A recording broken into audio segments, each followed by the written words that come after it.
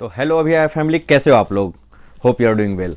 तो यार आज देखो, मैंने ये वीडियो बनाई स्पेशली क्योंकि मैं सभी लोगों का तहे दिल से धन्यवाद करना चाहूँगा, क्योंकि आज मेरे 1000 सब्सक्राइबर पूरे हो गए। और आप सबका बहुत बहुत धन्यवाद जिन्होंने हमेशा मेरे वीडियो को देखा, लाइक किया, सब्सक्राइब किया, शेयर किया। और फैमिली हमारी एक छोटी सी जर्नी से स्टार्ट हुई थी, और धीरे धीरे बढ़ते बढ़ते आज हम लोग एक माइलस्टोन पार कर गए हैं 1000 का। और आगे आने वाले समय में भी आप लोगों का प्यार ऐसे ही बना रहे, इसके लिए मैं आप लोगों से आग्रह करता हूँ, अनुरोध करता हूँ कि वीडियो को लाइक कीजिए, शेयर कीजिए, सब्सक्राइब कीजिए और ऐसे ही वीडियो देखते रहिए, अच्छी अच्छी बातें मिलेगी। तो मैं ये स्पेशली क्या है कि एक नया सेगमेंट स्टार्ट करने वाला हूँ अपनी वीडियो पे, जिसको कहते हैं हिस्ट्री से रिलेटेड। देखिए, जापान तो एक छोटा सा कंट्री है, सबको पता है, और जापान के बारे में बताने के लिए बहुत से लोग हैं, बहुत से ब्लॉग हैं, सब कुछ जो कि घूम घूम के इधर उधर बताते रहते हैं, सब कुछ मैं भी बताता हूँ।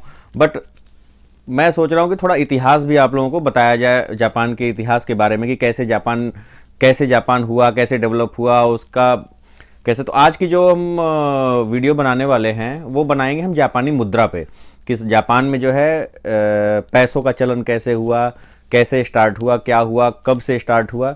तो आज उसके बारे में वीडियो बनाएंगे। तो वीडियो स्टार्ट करने से पहले चैनल को लाइक, शेयर और सब्सक्राइब करना ना भूलिएगा।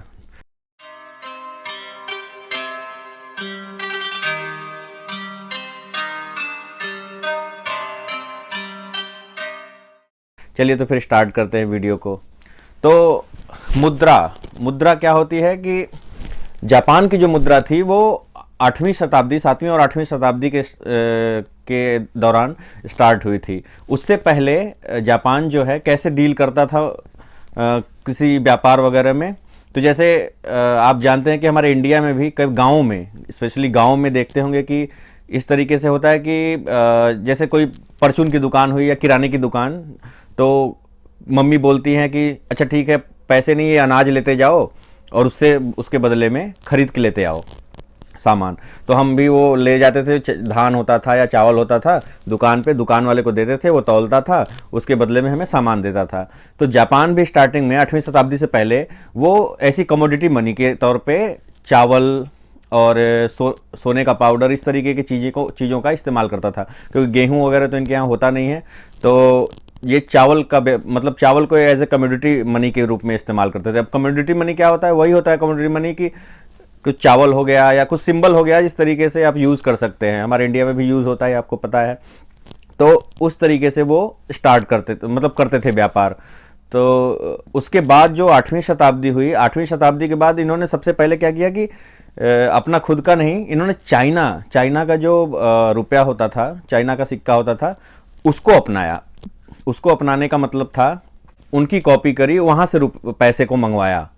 तो जो सबसे पहले आया था, जो सबसे पहले मुद्रा जो आई थी वहाँ से, वो सिक्के आए थे। और सिक्कों में जो दो सबसे स्पेशल आए थे, वो आए थे बान लियांग, एक होता है बान लियांग, और दूसरा था वूजू के सिक्के, जो कि इंडिया मतलब चाइना से इन्होंने लिए थे, उसकी कॉपी करके मतलब यहाँ पे ले आए थे उन्होंने। साथ ही तीसरा जो था वो वांग मांग था, जो कि फर्स्ट मिलेनियम की फर्स्ट सेंचुरी को बना था, उसको भी इन लोगों ने लाया चाइना से जो है जापान में।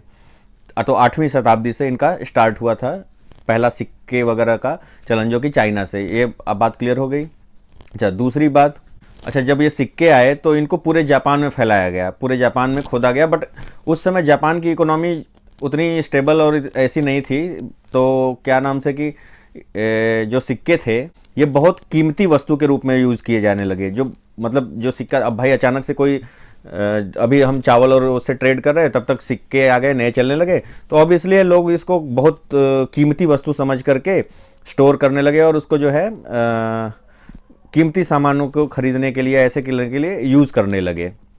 ठीक है। और उस टाइम जो जापानी ट्रेड करते थे वो कपड़े और चावल इन्हीं सब में ट्रेड करते थे। मतलब कपड़े के बदले में सामान लेना या फिर चावल के बदले में सामान लेना, यही उनका चलता था। अच्छा, जापान में जो पहला सिक्का बना था उसको जो है मुमोंगी सेन बोलते हैं, उसको जो है मुमोंगी सेन कहा जाता है। मुमोंगी सेन जापान का बना हुआ अपना पहला सिक्का था उनका, चांदी का था, और जो है उस पर कुछ लिखा उखा नहीं था, तो उसके बाद जो दूसरा सिक्का इनका था 7वीं शताब्दी के अंत में जो आया वो था फुहेनसेन। फुहेनसेन जो सिक्का था वो चाइना की प्रणाली से हुआ था और उसका नाप जोख और इकाई सारी चाइना से ही मेजर की जाती थी। जो चाइना की थी उसी से मेजर की जाती थी इंडिया में, मतलब सॉरी जापान में भी उस तरीके से। तो 2 सिक्के पहले इन्होंने 7वीं शताब्दी के लास्ट में निकाले। तो जापान की जो सबसे पहली मुद्रा थी ना जापान की ऑफिशियल, वो कोचोसेन स्टार्ट हुई। एरियल करेंसी जिसको बोलते हैं वो थी। अच्छा, जो सबसे पहले जापान के सिक्के को अपनाया गया वो वादो कोचिन नाम के सिक्के को अपनाया गया। ये पहली बार जापान की 43वीं महिला शासक जो थी उनका नाम, जो महिला शासक थी महारानी गेनमी, उनके आदेश पर यह सिक्के को बनाया गया जो है जापान में, और उससे फिर ये प्रचलित हुआ, धीरे धीरे चलता। और ये बना था 708 ईस्वी में। पहला जो जापान का ऑफिशियल औपचारिक मुद्रा थी जिसको हम इंपेरियल मुद्रा बोलते हैं, जो बना था वो जो 43वीं रानी थी उसकी गेनमी, गेनमी जी जो है उन्होंने ऑफिशियली खुद बनवाया था, उनके आदेश पे बना था ये सिक्का, और फिर वो प्रचलन हुआ, धीरे धीरे चलने लगा। वादो कोचिन मतलब 4 चीज़ें छपी हुई थी। वादो कोचिन जो है चारों दिशाओं में छपा होता है, जिसका मतलब कुछ लगा के हैप्पीनेस या हैप्पीनेस होता है। तो इस तरीके से उन्होंने खुदवाया था 4 सिक्कों पे।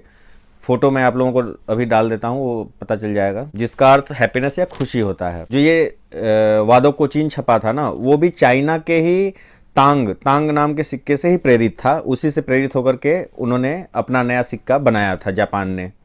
फिर आता है मॉडर्न एरा, जिसमें 1872 से लेकर 1874 के बीच में 4 बैंकों की, नेशनल बैंकों की स्थापना हुई थी जापान में। उसके कारण जो है नेशनल बैंक एक्ट 1872 और 1879 के अंत तक 153 से अधिक बैंक जो है रूटीन राष्ट्रीय बैंक जो जापान में है वो स्थापित हुए। इन बैंकों के पहचान के योग्य उस समय उन्होंने फिर क्या किया, नोट डिज़ाइन किए हुए नोट छापना शुरू किया। उसके बाद जो है 1946 में द्वितीय विश्व युद्ध के बाद जापान ने अपनी पुरानी मुद्रा येन, जिसको येन होती है ना, उसको हटा दिया और न्यू येन पेश किया। न्यू येन, क्योंकि उसके बाद 1945 से लेकर के 1958 तक येन के समानांतर प्रणाली का इस्तेमाल किया गया, जो कि दुनिया की मुद्राओं में से एक बन गया येन। अब येन का मतलब क्या है, येन जो होता है ना उसको बोलते हैं गोल राउंड वस्तु, उसको बोलते हैं येन जापानीज में जो होता है। अच्छा, दूसरी चीज़ ये है कि जो अभी मुद्रा चल रही है जापान की, वो जो चल रही है वो 10,000, 5,000, कहीं कहीं पे 2,000, 1,000, ये इनके नोट आते हैं। तो ये नोट जो होते हैं 2,000 का नोट हर जगह नहीं होता, कुछ ही जगहों पे चलते हैं, जैसे उधर ओकिनावा साइड में चलते हैं 2,000 के नोट, बाकी ओसाका वगैरह टोक्यो वगैरह में नहीं चलते। तो अभी जो इनका नोट चल रहा है वो 10,000, 5,000, 2,000, 1,000 इस तरीके से चल रहा है। और जो सिक्के चल रहे हैं, सिक्के जो आते हैं वो 500 के, 100 के, 50 के, 10 के, 5 के और 1 के सिक्के आते हैं। तो जो नॉर्मल जैसे है इनके सिक्के, जो खुदाई काफ़ी खूबसूरत होती है इनके सिक्कों की। और अगर इंडिया से कंपेयर किया जाए तो इंडिया में भी जैसे कि चलता है ना, अभी जो रेट चल रहा है येन के बदले INR का, वो थोड़ा 1-2 पैसा घटता बढ़ता रहता है। जैसे 70, अभी 100 येन में जो आता है, कल मैंने देखा था तो 69 रुपीज़ हो गया था। तो 100 येन में जो है 69 रुपीज़ आता है। और जो उसी के हिसाब से अब आंकड़ा लगा लीजिए कि कितना होता होगा। और जापान में जो मिनिमम सैलरी है लोगों की वो 18 मान, जैसे जो 10,000 की नोट आती है ना उसको 1 मान बोलते हैं। मान मतलब होता है 10,000। और सेन, जैसे 1,000 की जो नोट आती है उसको बोलते हैं इच सेन, सेन येन। सेन मतलब होता है 1,000। और जो 500 का है तो 500 का ही होता है, और 100 का 100 येन होता है, ह्याकू येन बोलते हैं। ह्याकू मतलब 100 होता है, गो ह्याकू मतलब होता है 500, और सेन मतलब होता है 1,000, और इची मान मतलब होता है 10,000। इची मान का मतलब हुआ 10,000 का नोट।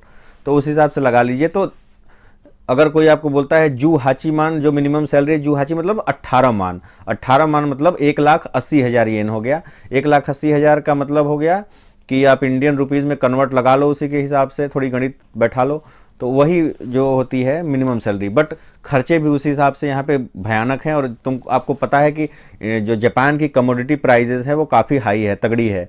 तो उस हिसाब से ही लोगों के खर्चे बढ़ते हैं यार। तो ये तो मेरा अभी एक छोटा सा वीडियो था जापान की मुद्रा के बारे में, आप लोगों को हल्का फुल्का जानकारी देने का। आने वाली वीडियोस में आप लोगों को अच्छे से हिस्ट्री जापान की और सब कुछ बताऊंगा, अच्छे से बताऊंगा। मैंने नया सेटअप भी लगा लिया है पीछे, कैसा लग रहा है ज़रूर बताइएगा। और आपको फिर से एक बार तहे दिल से धन्यवाद, आपने मेरा चैनल जो है सब्सक्राइब किया, शेयर किया। फिर से इसको शेयर सब्सक्राइब कर दीजिए। स्पेशली मैं 1000 पे मैंने बोला था कि मैं कुछ गिव अवे करने का करूँगा, तो मैं गिव अवे करने का आज ही ऐलान करता हूँ कि मुझे गिव अवे करना है। और मैं 2 प्रेजेंट जो है, 2 उस पर जो है प्रेजेंट होंगे। एक हो गए, दोनों सरप्राइज़ है, मैं आप लोगों को डिस्क्लोज करूँगा अगली वीडियो में।